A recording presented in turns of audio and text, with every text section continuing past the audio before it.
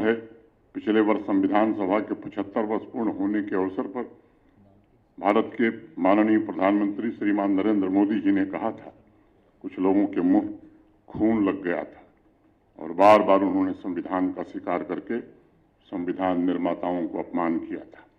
1975 में आपातकाल इमरजेंसी लगाकर संविधान को गहरी चोट पहुंचाई गई थी। बाबा साहब ने सामाजिक लोकतंत्र की बात कही थी। उन्होंने स्वातंत्र्य, समता और बंधुत्व पर बल दिया था। तो हमें भी विचार करने की जरूरत है कि जम्मू कश्मीर में भेदभाव, अलगाववाद का खेल कितने दिनों तक चला। इस स्थिति को भी हमें समझने की जरूरत है कि भारत का सैनिक हमारी रक्षा के लिए शहादत तो दे सकता है, खून बहा सकता है, लेकिन झोपड़ी बनाने का अधिकार किन्हीं कारणों से उसे जम्मू कश्मीर में प्राप्त नहीं था। आप सब जानते हैं कि जम्मू कश्मीर को भारत सरकार से बड़ी आर्थिक सहायता मिलती है, तभी जम्मू कश्मीर का काम चलता है। सारा पैसा तो भारत सरकार से आता रहा है, लेकिन देश की संसद को पैसा कहाँ खर्च हो रहा है, कैसे खर्च हो रहा है, इसके जांचने का अधिकार नहीं था। एक विडंबना ही थी, मैं मानता हूँ। मैं आप सबको एक छोटा किस्सा बताना चाहता हूँ। जब कार्यक्रम था तो मैं देख रहा था पार्लियामेंट की डिबेट। 1965 में आतंकी मुल्क पाकिस्तान ने अनेक जम्मू कश्मीर वासियों पर यातनाएं दी थी। प्रभावित परिवारों को 120 रुपये प्रति परिवार की मदद दी गई, लेकिन जो लोग यहाँ से चले गए थे पाकिस्तान, आतंकवाद की ट्रेनिंग लेकर के आए थे, 1968 में उन्हें 600 रुपया प्रति माह आर्थिक सहायता देने का फैसला यहाँ किया गया।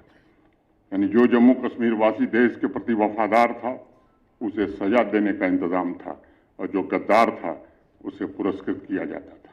यह तथ्य देश की संसद के सामने 30 अगस्त 1968 को एक बड़े नामचीन संसद सदस्य ने रखा और इस सच को उजागर किया। मैं इसलिए ये बात कहना चाहता हूँ कि अलगाववादियों को पुरस्कृत करने और देशभक्तों को प्रताड़ित करने की प्रथा भारत के संविधान ने ही यहाँ बंद करा दी है। यहाँ 32 तहसीलें हुआ करती थीं, तहसीलदार 75 थे। अनेक IAS और IPS की सिफारिश ऐसे लोगों की गई। एक वाकया मैं देख रहा था, 70 के दशक की बात है, एक अभियुक्त IAS ऑफिसर बन गया। यही नहीं, मैट्रिक पास लोग भी IAS और IPS बन जाते थे। मेहनती, पढ़े लिखे, टैलेंटेड लोग जो जम्मू कश्मीर के नागरिक थे, वो राह देखते रह गए। आए दिन कहते थे कि साहब बदला क्या।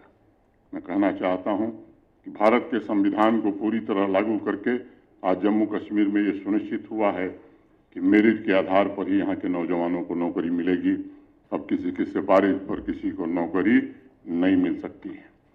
देश की संसद ने सुनिश्चित किया है कि जम्मू कश्मीर का हर एक नागरिक संविधान के द्वारा दिए गए मूल अधिकारों से वंचित नहीं रह सकता है।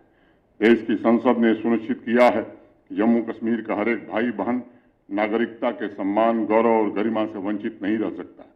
संविधान को पूरी तरह से जम्मू कश्मीर में लागू करके ये सुनिश्चित किया गया है कि हर एक नागरिक को समान अधिकार, समान अवसर दिए जाएं और शासन में जवाबदेही, पारदर्शिता सुनिश्चित करके विकास की प्रक्रिया को और मजबूत बनाया जाए।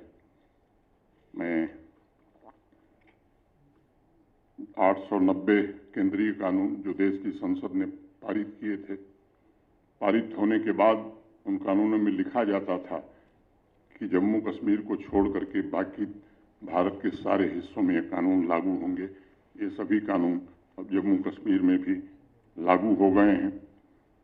एक ऐसा वर्ग था जिसे चुनिंदा चुनाव में तो वोट देने का अधिकार प्राप्त था, लेकिन हर चुनाव में वोट नहीं दे सकता था। सभी नागरिकों को समान अधिकार मिल गए। एक ऐसा वर्ग था जिसे जमीन का मालिकाना हक नहीं मिलता था, वह सपना भी पूरा हो गया है।